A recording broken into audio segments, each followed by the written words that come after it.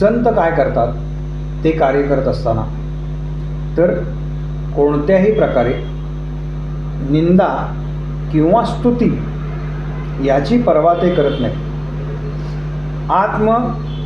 आत्मसन्मान किंवा मानसन्मान, आत्मसन्मान शब्द चुकीचा आहे, मानसन्मान याची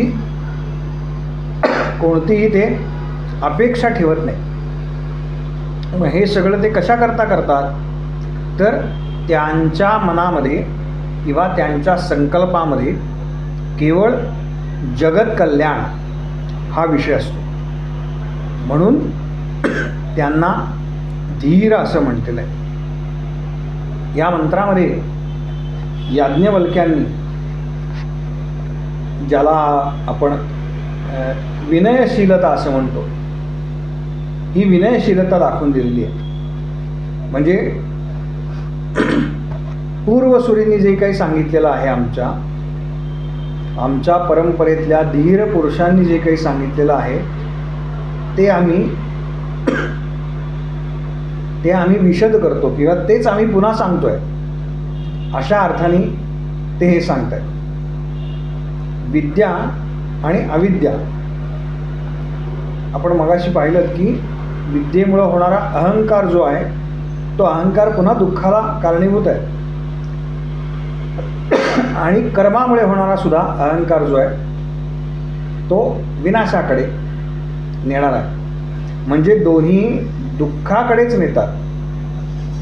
याचा अर्थ दोन्हीही मार्ग वेगवेगळे असले तर त्यांची फळं देखील स्वतंत्र आहेत. विद्या हा जाणीवेचा आणि अविद्या हा नेणिवेचा विषय आहे.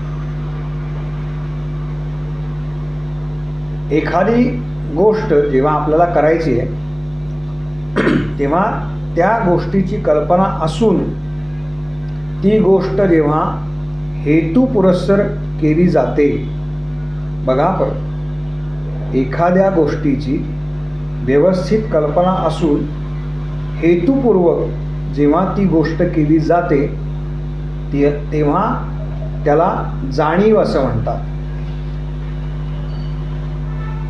पण गर्भित हेतू नसताना, कोणताही हेतू मनामध्ये नसताना एखादी गोष्ट घडते तेव्हा त्याला नेणीव असं म्हटलेलं आहे. म्हणून जाणीवयुक्त ज्ञानातून मिळणारं फल आणि नेणीवयुक्त अज्ञानातून मिळणारं फल हे दोन्ही स्वतंत्र आहे. त्या दोन्हीची कार्यसुद्धा स्वतंत्र आहे. आपण एखादी गोष्ट करतो तेव्हा ती गोष्ट करण्यापूर्वी त्याचा परिणाम काय होणार आहे याचा विचार आपण ती कृती किंवा ती गोष्ट करण्याच्या आधी करतो. आपण म्हणतो ना, एखादी कृती जाणीवपूर्वक केली पाहिजे. भान राहणे याचाच अर्थ जाणीव. पण आपण सगळे विकारवश आहोत, त्याच्यामुळे ती जाणीव आपल्याला राहत नाही आणि त्यामुळे आपण अज्ञानाच्या गर्तेमध्ये जातो. एखादी गोष्ट का करायची आहे आम्हाला याची जाणीव न राहिल्यामुळे, अगदी सोपं उदाहरण द्यायचं तर पूर्वी आपल्याकडे संध्याकाळच्या वेळेला देवासमोर दिवा लावला जायचा आणि शुभं करोती म्हटलं जायचं किंवा रामरक्षा इतर स्तोत्र म्हटली जायची. आता किती घरांमध्ये दीप प्रज्वलन होतं, देवासमोर दिवा लावला जातो संध्याकाळी. ज्यावेळेला एकच चॅनल होता तेव्हा 7 वाजता बातम्या लागायच्या, त्यामुळे त्याच्या आधी हे सगळं झालेलं असायचं. आता दुर्दैवाने आपण इतके त्या मोबाईल नावाच्या यंत्रामध्ये व्यग्र झालेलो आहोत, तर ही गोष्ट जाणीवपूर्वक करायची असते. बघा, हे सगळं जाणीवपूर्वक करायचं असतं, याचं आम्हाला भान राहत नाही. याचं कारण आम्ही विकारवश झालेलो आहोत. 5,500 वर्षापूर्वी हे सगळं सांगितलंय बरं का, की हे कसं कसं आम्ही विसरत चाललो आहोत. आणि त्याचं जर भान आम्हाला राहिलं तर मग विद्येचा मार्ग सुरू होतो. म्हणजे ते जे सगळं आहे हे कळण्याचा मार्ग सुरू होतो. अविद्या याचा अर्थ केवळ कर्म असं म्हटलं की त्याचं फल आलं. फल आलं की पुन्हा मी मगाशी म्हटलं तसं की अहंकाराचं पोषण होतं. आणि अहंकार पोसला गेला की मी इतरांपासून काहीसा वेगळा आहे असं वाटायला लागतं.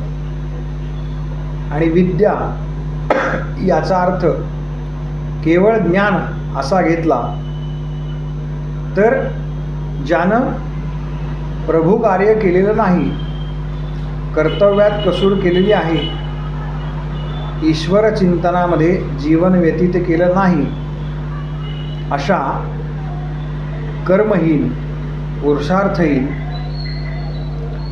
ज्ञानानं आयुष्यामध्ये केवळ कोरडेपणा येणार. म्हणजे विद्या आणि अविद्या या दोन्हीची सांगड घालायची असेल तर परमार्थामध्ये फार छान शब्द आहेत. एक आहे प्रवृत्ती आणि दुसरी आहे निवृत्ती. असा अर्थ जर घेतला तर व्यवहारामध्ये आपल्याला लक्षात असं येतं की अनेक जण केवळ प्रवृत्तीमध्ये रममाण होतात, ते कधीच निवृत्त होत नाहीत. शास्त्र असं सांगतं की 8 तास कर्मप्रधान राहा आणि त्याच्यानंतर निवृत्ती स्वीकारा. आपल्याकडे धर्म, अर्थ, काम आणि मोक्ष असं सांगितलेलं आहे. धर्म, अर्थ, कामः सममेव सेव्या. म्हणजे धर्म, अर्थ आणि काम याचं समान सेवन करा. माणसाच्या जीवनामध्ये कर्म ही जरूर असायला हवी, ती भगवत प्रेरित असायला हवी आणि भगवंतांच्या किंवा त्या तत्वाच्या दिशेनं जाणाऱ्या असायला हवी. याचा अर्थ ती प्रामाणिक असायला हवी. आणि त्याचबरोबर माणसाच्या आयुष्यामध्ये निवृत्तीचं समाधानही हवं. कर्माची प्रवृत्ती आणि फळाची निवृत्ती. गीतेमध्ये जे तत्वज्ञान सांगितलं आहे तोच या सगळ्याचा सारांश आहे. पण कर्माची प्रवृत्ती आणि फळाची निवृत्ती यांचा जे समन्वय करतात, जे समन्वय साधतात, त्यांच्याच जीवनाचा विकास होतो असं म्हटलेलं आहे. प्रवृत्तीतला अहंकार आणि फलाशा हे सोडलं पाहिजे आणि निवृत्तीचा न्यूनगंड टाकून दिला पाहिजे किंवा तो काढून टाकला पाहिजे.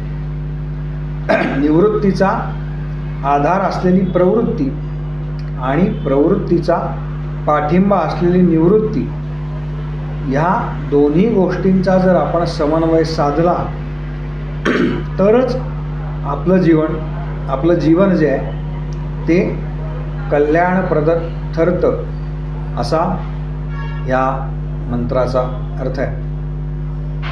हे मंत्र मी मागच्या वेळेला म्हणालो की आपल्याला हे श्रवण करण्याची सवय नसते म्हणून अवघड वाटतात, तेव्हा पुन्हा पुन्हा श्रवण करा. तुम्ही हे जर लिहून काढलं तर तुम्हाला अधिक या सगळ्याचा उपयोग होईल. कोणाला काही प्रश्न असतील तर आपण ते घेऊयात. हरि ओम तत्सत, हरि ओम तत्सत, हरि ओम तत्सत.